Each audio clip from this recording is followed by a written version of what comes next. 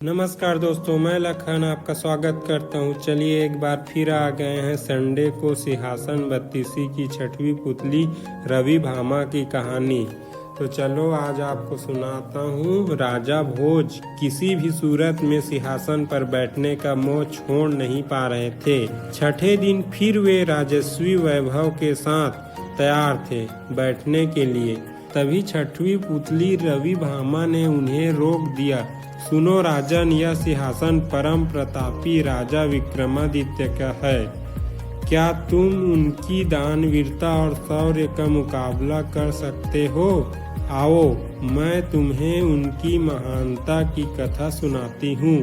एक दिन विक्रमादित्य शिप्रा नदी के तट पर बने हुए अपने महल से प्राकृतिक सौंदर्य को निहार रहे थे।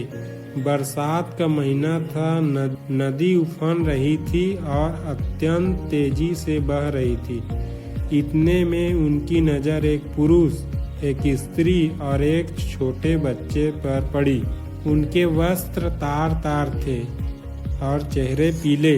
राजा देखते ही समझ गए कि ये बहुत ही निर्धन है। सहसा वे तीनों उस नदी में छलांग लगा गए।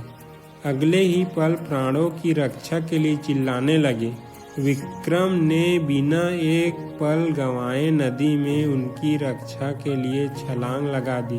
अकेले तीनों को बचाना संभव नहीं था, इसलिए उन्होंने दोनों वैतालों ने स्त्री और बच्चे को तथा विक्रम ने उस पुरुष को डूबने से बचा लिया।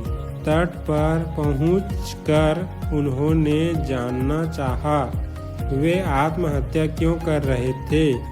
पुरुष ने बताया कि वह उन्हीं के राज्य का एक अत्यंत निर्धन ब्राह्मण है जो अपनी दरिद्रता से तंग आकर जान देना चाहता है। वह अपनी बीवी तथा बच्चे को भूख से मरता हुआ नहीं देख सकता और आत्महत्या के सिवा उन्हें अपनी समस्या का कोई अंत नहीं नजर आता।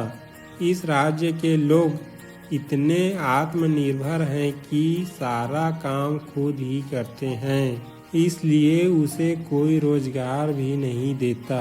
राजा विक्रमादित्य ने ब्राह्मण से कहा कि वह उनके अतिथिशाला में जब तक चाहे अपने परिवार के साथ रह सकते हैं। उसकी हर जरूरत पूरी की जाएगी। ब्राह्मण ने कहा कि रहने में तो कोई हर्ज नहीं है, लेकिन उसे डर है कि कुछ समय बाद आतिथ्य में कमी आ जाएगी और